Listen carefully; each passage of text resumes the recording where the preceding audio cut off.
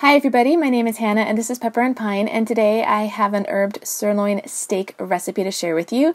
This is from our HelloFresh subscription box back when we used to do it, and this recipe has become a family favorite.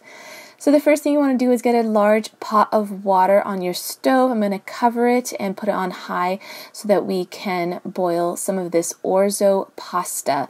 Now I am cooking for 4 and I am using 2 cups of orzo pasta. And once the water is boiling, I'm going to add my pasta to the water. It takes about 5 to 10 minutes to cook. I'm also adding some salt to that water. You do want to keep an eye on this because you only want to cook it till al dente. Next, we're going to work on the steak, and I have about 1 pound of meat here, and you can see that it's quite thick. And I'm going to season it with herbes de Provence, and this is a variety of seasonings, and it tastes and smells amazing.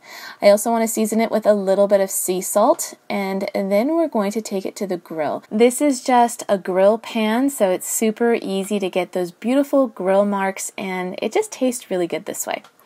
I'm going to season the other side with those same seasonings and the salt. And then once my fan is going, I'm going to add a little bit of oil, and then I'm going to put this cast iron weight over my steak. Alright, so we're going to check on the pasta right now, and it's looking really good, so I just want to taste it to make sure that I don't overcook it. And I think it needed about another minute before it was al dente, so I'm going to strain that, but we're not quite ready to use it. So I'm going to put it back on the stove with no heat. I'm going to add a generous drizzle of olive oil and a little bit of sea salt, and I'm just going to toss that and leave it aside while we check on the steak, which needed another couple of minutes. You can see that it's still pretty pink all the way through. So I'm going to let that grill a little bit longer, and I'm going to work on the garlic.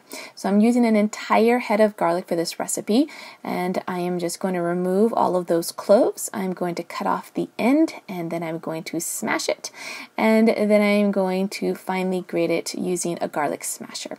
So we can set that aside and check on the steaks, and they are looking pretty good. I'm going to go ahead and flip them now, but before I do want to season the other side again, since some of those seasonings did come off on that little weighted cast iron thing, which I don't know what to call. Alright, time to move on. Let's get our pound of these tomatoes. These are sugar plum tomatoes. I think grape or cherry tomatoes will work just as well. I just gave them a rinse, and now we're going to cut them all in half. So we end up with over 2 cups of tomatoes. You could always use vine ripe tomatoes if you'd like. Now we're going to take that to the stove. I've got a pan here on high heat. It is very high heat, and they're going to grill really fast. You can already see a lot of that steam coming through. I've got my fan going because as soon as I get that oil in there, you can see a lot of that moisture come up. We're going to add the garlic, and as soon as I add the garlic, I'm just going to saute a little bit, and I want to turn off the heat because I don't want them to become mushy, and I don't want to overcook the garlic. The steak is looking really good, so I'm going to remove one of them, but it is not as thick as the one that's still on the grill, so I'm going to give that one another minute before I remove it. And I do want to cover this up and make sure that the steaks have a few minutes to rest before we cut them up. So in the meantime, I'm going to work on the mozzarella balls. I'm going to use 8 ounces. However, I am not going to use the entire container this time because not all of my kids actually like these. But I think 8 ounces will work really well with the 2 cups of orzo pasta. I'm going to cut them in half and put them aside. And now we're going to check on that steak. It's looking really good. It's not too hot anymore. It's had several minutes to just rest and absorb those juices. And now we're just going to slice them up into nice thin slices. You can see that there's hardly any fat on this, which is great for the kids. And now we're just going to assemble our plate. So I have left all of these ingredients separate because each one of my kids likes it a little bit differently.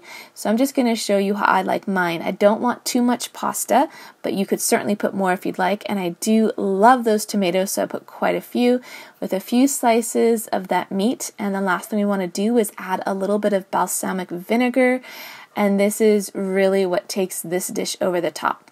You can also season with a little bit of salt and pepper, and you can also add some parsley or basil. I omitted both of those this time, but I think parsley tastes amazing with this dish. Alright, so it is super delicious. I highly encourage you to try this out, and you might consider doing what I did and keep all of those ingredients separate if you have children or adults who don't like it all mixed together. I hope you'll check out some of my other cooking tutorials. I've left the complete playlist here for you to enjoy, and don't forget that you can check out what we're eating on a daily basis by finding me on Instagram at Pepper and Pine.